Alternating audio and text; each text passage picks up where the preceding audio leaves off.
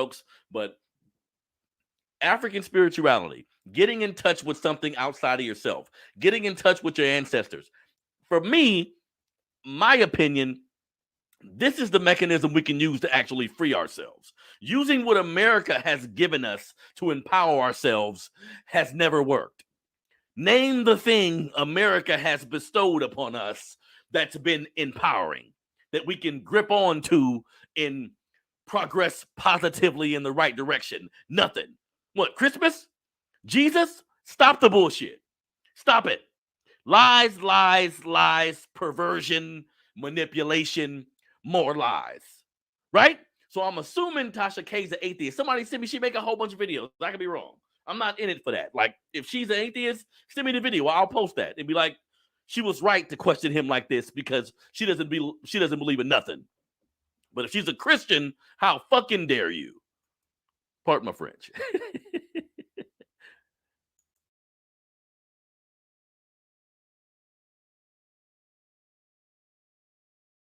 I ain't been nowhere near that. What's 5 plus 5?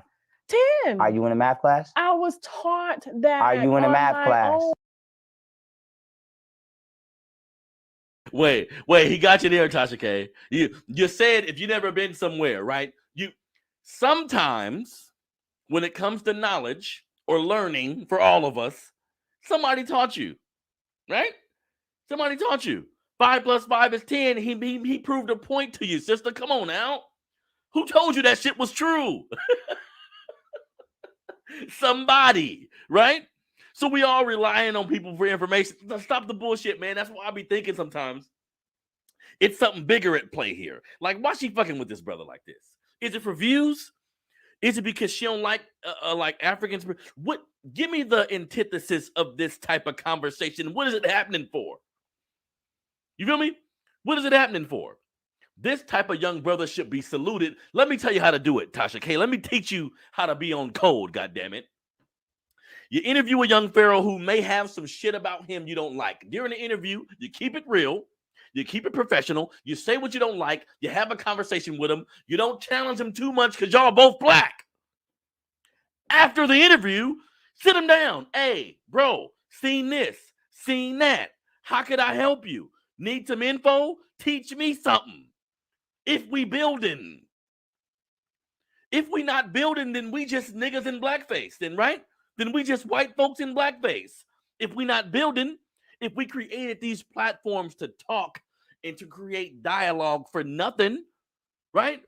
Listen to a little more of this shit. This shit got me hot, man. I'm sick of these old black motherfuckers. Jesus.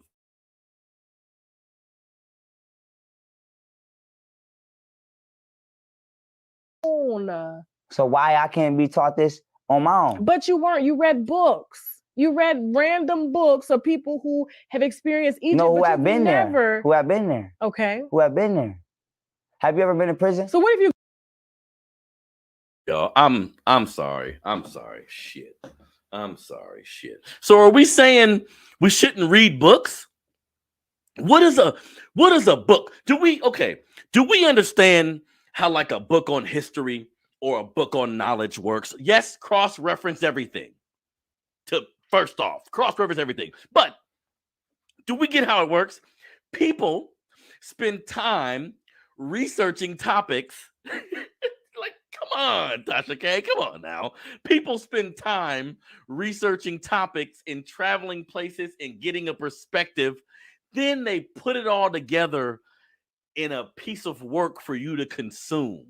This is how a lot of, not all, this is how a lot of books on history and the different times in history, how does one come up with said information?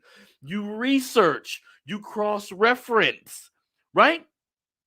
And throughout history, man writes it down. Can we keep it real? The man, we write it down. We write it on a wall. We write it. We say this happened. I'm going to do this so people can know this happened. Right? Then certain people take this information, they thoroughly research it, thoroughly look through it, and present information to all of us. Stop the bullshit, family. You're too old to have this perspective. But I shoot her some bail if she's an atheist. If she's an atheist and don't believe in shit, then we can have a conversation. But if you're Christian, how fucking dare you?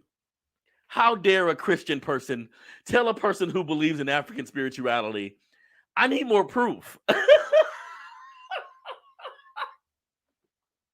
Really? You need more proof? You need more proof. Really? Man, stop it. Stop it. You go and Let you me ask you find a out question. they what if Have you you- go and you find out they don't even like a motherfucker like you? That you would say.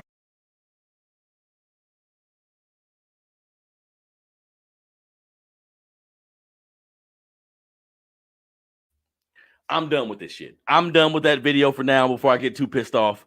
We got a lot of work to do, family. We got a lot. Again, only way this works is if she's an atheist. You telling him, how do you know when you go to Africa, they gonna look at you and say, we don't even fuck with a motherfucker like you? Okay, let's break everything down. Yeah, do we got African brothers and sisters who don't fuck with Black Americans? Sure. But the bulk of them, I would say, rock with who we are. The bulk of them don't have animus for us unless they've been tainted by this goddamn country. Or before they travel here, been told certain shit about us. But for Tasha K to be a 40-something-year-old Black woman, 40-something, 50-year-old something Black woman, to have this type of animus about African spirituality, this all signs lead to we got a long fucking way to go. Right?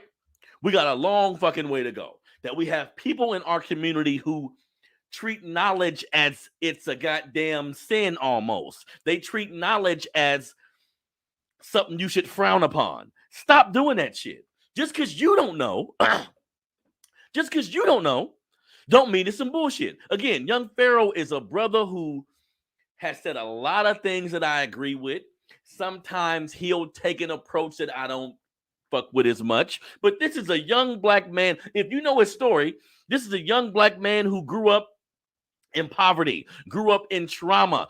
He has animus for his parents and the older people around him because he was raised in the 90s. He was raised in the late 80s, in the 90s, where crack and all these different elements was ripping our community apart, and the adults wasn't shit. Can we admit that? There's a section of our society and things that have taken place that has to do with us, where you look at the adults and they've succumbed to everything around them, whether it be drugs, prostitution, welfare, you name it. A lot of Black adults have succumbed to their situation around them. And if you see a young man from that ilk who ends up teaching, who ends up seeking knowledge, this is somebody you salute, jackass. This is somebody you salute. If you got questions for him, if you got criticisms for him, pull him to the side and say that shit. But he ain't out here just shooting niggas randomly. He ain't out here negatively affecting our community at a high scale. He ain't out here on TV saying all lives matter. The nigga ain't cooning purposefully. You see what I'm saying? So my only point of bringing this up is we need to get off of this bullshit. This is a us conversation. Yeah, we can talk about mass shootings. Yeah, we can talk about Sleepy Joe and what the fuck he ain't doing for us. We can talk about all these things, family. But before we can get to the system, like helping us out, doing this, doing that, we got to create some common ground. We got to create some common ground. In an open mind, it's the best way to approach anything in life. So older Black folks, if you 40-something, 50, shunning African spirituality, shunning history, and reading and getting a perspective on what the fuck has taken place with your people, shame on you, and you ain't no elder of mine. Understand that.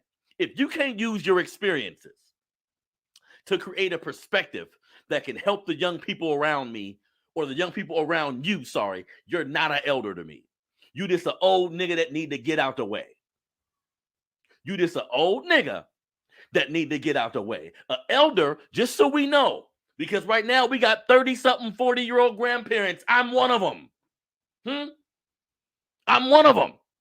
42, 5 grandkids. You know why? I'm not stupid. I'm not throwing all this shit off on other people. Look, we start having kids early. What do you expect is going to happen? In me personally, I don't have my granddaughters call me Paw. That's because of what their dad said and other people around them. I tell them, call me Grandpa. Right? I do this purposely. I know I'm going on a tangent, family, but fuck it. Let's go. I do this purposely. I need to be reminded of my responsibility.